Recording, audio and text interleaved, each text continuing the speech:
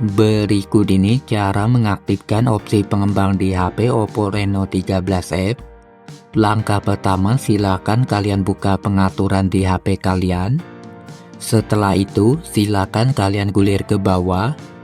Kemudian pilih bagian tentang perangkat. Setelah masuk di menu tentang perangkat, kemudian kalian pilih bagian versi. Silakan kalian ketuk nomor kompilasi sebanyak 6 kali dengan cepat. Kalau kalian menggunakan kunci layar akan diminta masukkan kunci layar HP kalian. Sedangkan yang tidak menggunakan kunci layar secara otomatis akan langsung aktif. Setelah untuk opsi pengembang aktif, kalian kembali.